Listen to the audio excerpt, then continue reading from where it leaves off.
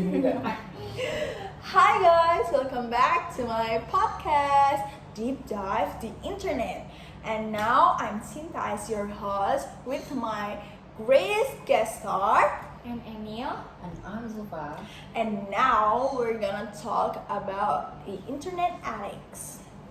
Okay, our last episode on corporate recruitment trends got so much feedback that we had to sit down and talk about addicts.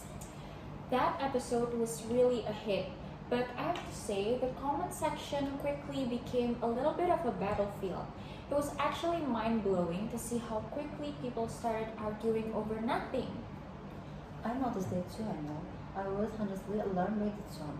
It's like people forget there's a real human being behind the profile picture. Exactly. It makes you feel like invisible when people talk at you rather than to you. It's like you're not even a person anymore, just a target for their frustration. And that actually happened not just on our page. Did you guys see that beauty pageant live stream last night?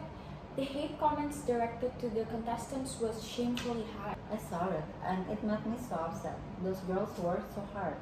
And then people who are basically a stranger to them just tear them down for their appearance. It's so mean. People hide behind their screens and say they would never have the courage to say in someone in person. Right? It's like they want to spill someone's tea, but instead of talking, they just talk nothing and instead they just sit. It really started to throw me off my mood the whole night. I actually started to feel guilty just for scrolling through the comments. I felt like by reading them, I was somehow participating in the negativity.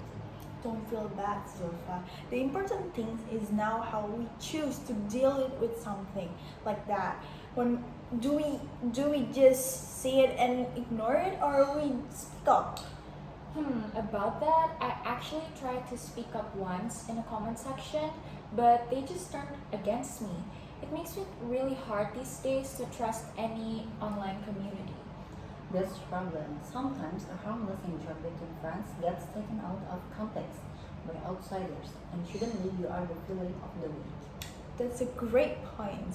It's so easy to hurt somebody's feelings without even intending to, just because text doesn't carry tone very well. True, that's actually very true. I once posted something I thought was funny, but actually people were offended. I ended up having to apologize publicly, and I have to apologize to people who felt like it was an attack. I felt so terrible about it. At least you did that, I know. Most people just delete their comment and pretend it never happened, leaving the other person still hurting. Well, you definitely nailed that apology email. I remember it was very sincere. It's a rare thing to see someone take accountability online.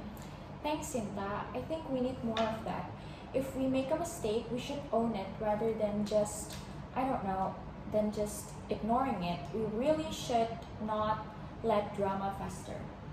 I agree, but it's exhausting, isn't it? Having to constantly watch every word so you don't trigger them all. It is, but I think it's worth it if it means we're creating a kinder space. We can control others, we just can control ourselves, right? Yeah. Right. So, what do you think is the verdict for today? Are we staying off social media for a while, or are we going back to fight for the good fight? I think I'll take a break. I need some real world interaction where I can actually see people's faces and know they are not. I'm with you guys. Let's grab some lunch and keep the conversation going without any hashtag involved. Sounds like a plan. I leave my phone in my pocket for the next 2 hours. I'll believe it when I see it, Emil. Alright, there's for today. Thank you for hearing my podcast, and thank you for coming to my podcast, Emilia and Zulfha.